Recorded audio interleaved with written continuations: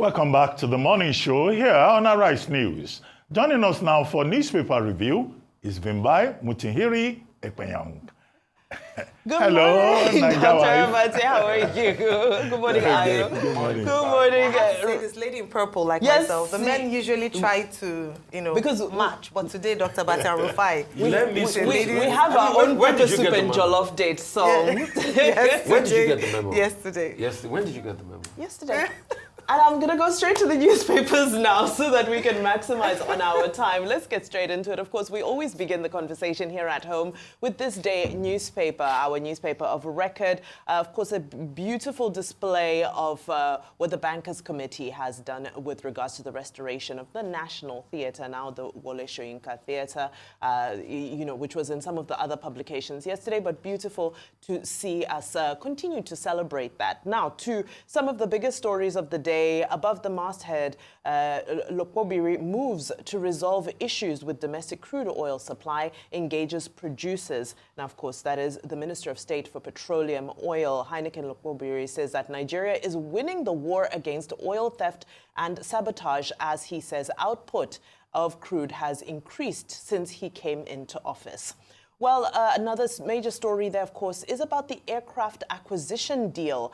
Minister of Aviation Festus Keyamo has signed an MOU with Boeing to add Nigerian carriers. So the deal involves leadership development training to help airlines in the country enhance their leadership pipeline. Also includes access to network of financiers and lessors and enhanced technical support. So that's a win for the Nigerian aviation sector, which we know is going through a trying time, but hopefully this deal is something that can steer things forward. And now, just very quickly before we move on from this day, yesterday in this day, there was a response to Donald Duke, who had made a statement regarding the process with which the CJN was sworn in. So just a quick response from him, where he says, for the avoidance of doubt, he stands by his views that it is rather duplicitous for an acting appointee who had earlier taken an oath as Justice of the Supreme Court and is the most senior justice, and therefore in line to be Chief Justice upon retirement, or in the absence of the Chief Justice, take oath prior to confirmation by the Senate,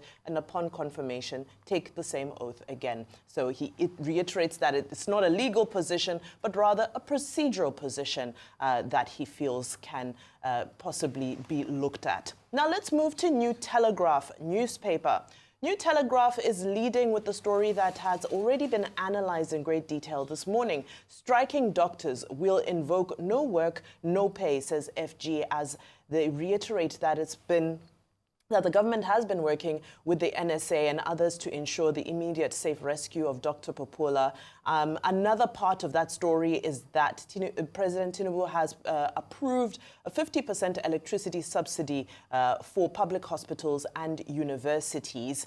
However, it is still concerning that there is a punitive attitude towards the advocacy for the safe release of one of their own. Now, to the story, dominating the images there, which is from Joe Ajaro's visit to the police yesterday. Ajero to police, NLC cannot be intimidated. We've got nothing to hide.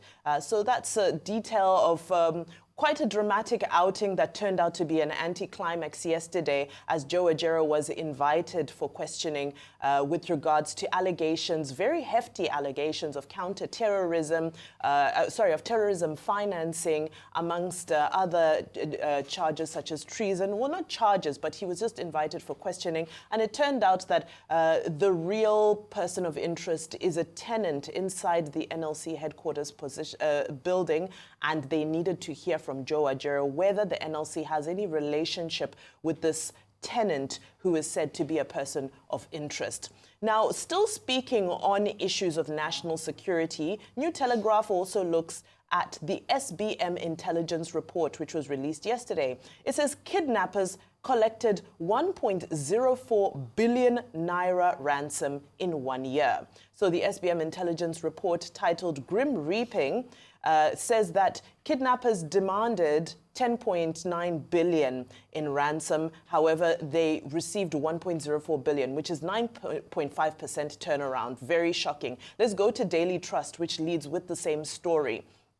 Daily Trust is leading with the numbers, the statistics: 1,056 people killed, 7,568 abducted in 1,130 incidents. And the response from the former AIG is that credible intelligence is lacking, and the ex-DSS boss wants emergency declared on security. However, the DHQ Defense Headquarters are reporting that troops have neutralized 1,166 terrorists in just 29 days. Those are very big numbers. At the top of Daily Trust, crash food prices in 1 month, FG tells traders. Now, this is a charge that came from the Federal Competition and Consumer Protection Commission yesterday, the FCCPC, who say they are giving traders, retailers, a 1-month moratorium to crash their prices that they feel are exaggerated and exploitative. So they gave an example of a fruit blender that they saw in a store in America that was selling for 140,000 naira, the equivalent, of course.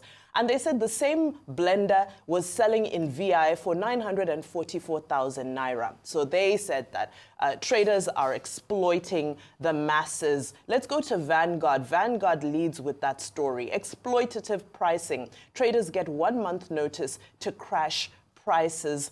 And of course, stakeholders are saying it can lead to scarcity, business closures, job losses, the risks of price controls. So whereas pricing may be exploitative, going in the direction of price controls is also very dangerous ground. So where's the middle ground? However, the issue of price gouging is becoming a big issue. As you can see at the top of Vanguard newspaper, BUA has made a statement about why cement prices are high. And in a nutshell, BUA is saying that they're selling a bag of cement for 3,500 naira, but middlemen are inflating that price. So by the time it gets to the market, it's retailing for 7,000 naira.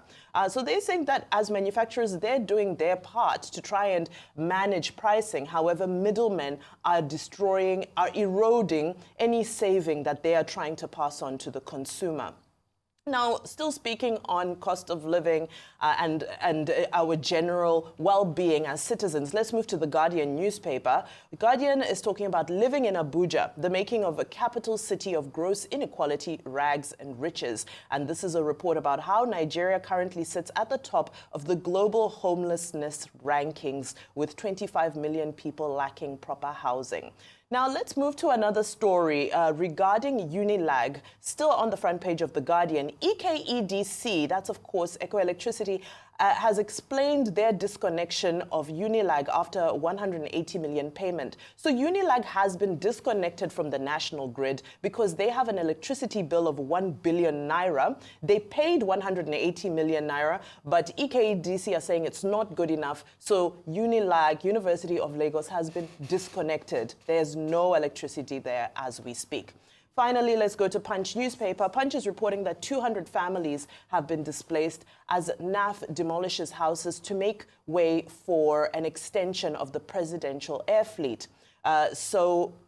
This is a report about how landowners of an area called Nualege, that's a rural community along the Nnamdi Azikiwe International Airport Road, have been rendered homeless. And apparently this demolition was ordered by NAF, and this is to facilitate the extension of the presidential air fleet. Quickly to some African papers. The Star, Kenya. Kenya and Nigeria are drawing a lot of parallels right now. So Ruto-Raila deal will redefine 2027 race, of course referring to the next election. And this is all about how President William Ruto has appointed appointed individuals, from the Luo tribe, which is said to be, one of the tribes that they feel has played the underdog card in Kenya's politics. So he has appointed the first Treasury... Obama is Luo. Sorry? Obama is Luo. Raila Odinga is Luo, but I don't believe Kenya has ever had a Luo president. So first Treasury Cabinet Secretary... And AG, yes, the first of the Luo tribe to get Attorney General, those prominent positions. And it looks like he's trying to get his house in order. You know, the other day we saw him backing Raila Odinga for his AU chairperson post. So William Ruto is playing his cards. He's got 2027 in sight, and he's doing what needs to be done to make sure the polity rather, is in one accord to support him. Very quickly to Daily Graphic Ghana, the government has released 700 million Ghana cedis bailout funds to customers of defunct financial institutions. So that's a positive development. International news as we round up the newspaper review. Let's start with the Washington Times. Of course, we've already looked at the Kamala Harris interview in great detail. Washington Times speaks of this 27-minute interview and says Harris explains reversal on immigration, downplays other flip-flops on first media interview since nomination. And in another breath, there's a report on the front page there as well saying supporters are unaware of Harris' policies, but they want her as first female president, so they don't care about her policies. So that's interesting reporters. Of course, we've seen various polls are reading that Harris is starting to do better in the polls and is starting to actually get ahead of Donald Trump in various polls. Let's end in the UK, where it's just nothing but hot soup for Prime Minister Keir Starmer. Daily Mail UK. So yesterday, Keir Starmer decided to remove a portrait of Margaret Thatcher. And the report there is saying the gesture of astonishingly petty vindictiveness against a political giant by Prime Minister of just 7 weeks. So this is a portrait that's at number 10 Downing Street inside Margaret Thatcher's former study.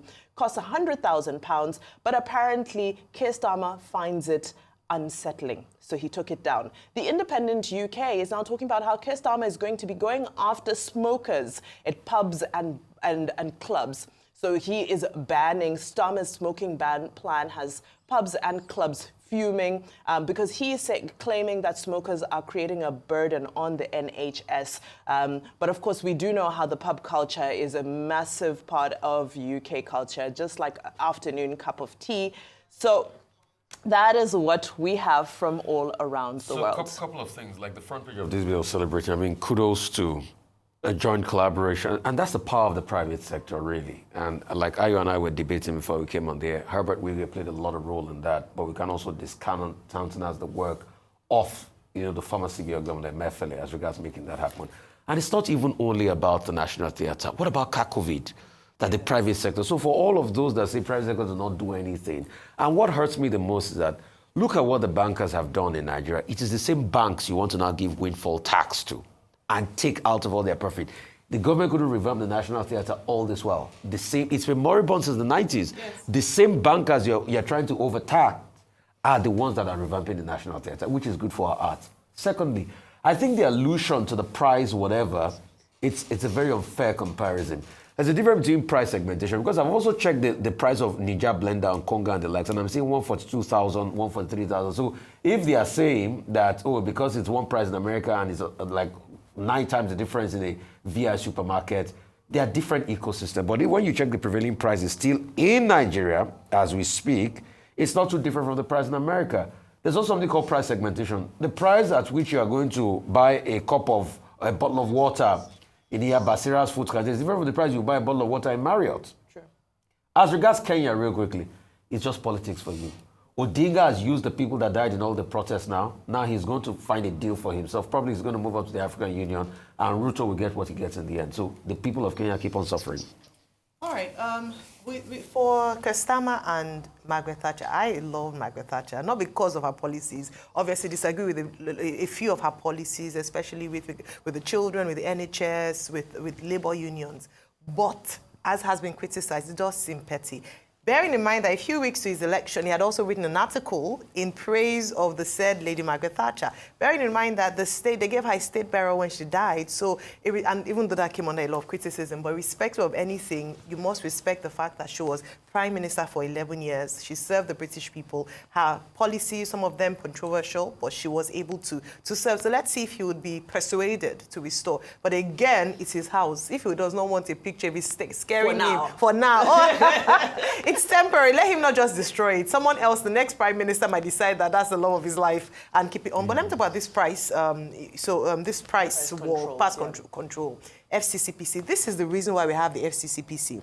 A lot of times that we have such disparity in prices because we don't have oversight. We don't have proper oversight to protect consumer rights. I say this because we called during COVID, when they inflated the price of masks and hand sanitizers, the FCCPC came in and had to, because people take advantage. It's called price gouging, where people take advantage of current economic situations to hike price arbitrarily. It's also the same for price fixing. Now we see that a lot in Nigeria. It's so sad that people want to take advantage of others. FCCPC have said that this is not to target anyone. It's just to bring some sanity to our supermarkets and to protect the Nigerian consumers. That the reason why they haven't named and shamed these supermarkets that they surveyed in different parts of the country, but that they are hoping that this notice will enable them put their house in order, and if not done, I hope they get the sanctions and penalties, because people shouldn't be plodding to further suffering. Vimba, we see the prices in supermarkets. You go today, it is 3,000 for honey. You go next week, it's 7,000, 8,000, and you don't. What has changed? So I'm glad that they're kicking in, the executive vice chair, and that they are looking at ways to protect the interest. Let's look at rent as well. I have a friend whose landlord sent a notice that she was increasing the rent in 1 year or 2 years by about 75 or 80%. How do you expect people to survive in that way? And so people are looking at, can we sue? You can't sue, it's a private property, but there can be measures to ensure that people are not taken advantage of. So I'm glad about this. Okay, let me start with Kestama. Kestama, says he's unsettled by the portrait of Margaret Thatcher, a political giant in British politics. Now, that portrait was, painted by the royal portrait artist Richard Stone in 2009, commissioned by Gordon Brown when he was Prime Minister for the cost of £100,000. And that portrait is in the Thatcher study, what is called Thatcher Room. And now he says he wants to pull it down. And this has generated a lot of outrage. They think that this is a case of petty vindictiveness. But he's Prime Minister. He would, he will allow only what makes him comfortable. The other issue you raise is about the proposed ban on smoking in public places, outside stadiums, outside universities, in pubs and all that. And the hospitality industry is also protesting against Kestama. However, he is not the first man to propose it. Rishi Sunak was the first Prime Minister to propose it. And at that time, conservatives like Priti Patel said, look, this is not fair. This is what you should not do. But right now, Reform UK supporters, led by Nigel Farage, are against it. They accuse Kestama of authoritarianism, of social control, using again the same phrase that was used about 2 years ago by Priti Patel. As for the National Theatre, I spoke about it at length yesterday, provided the history, the context, very good development by the Bankers Committee. But the important thing is to make sure that that National Theatre serves its purpose, promoting creative culture. And I said it's a good thing that it is named now after Professor Wole Soyinka, Professor Wole Soyinka National Center for Arts and the Creative Arts. Many years ago, we used to go to that National Theatre as a community space. There was a place there that was called Abegi, and it was a meeting place for thespians. I hope... What other things did you do at Abegi? I hope... Say it to the public. What other things did you do at No, Abegi? we took pepper soup there. And what? Very fine pepper soup. And what?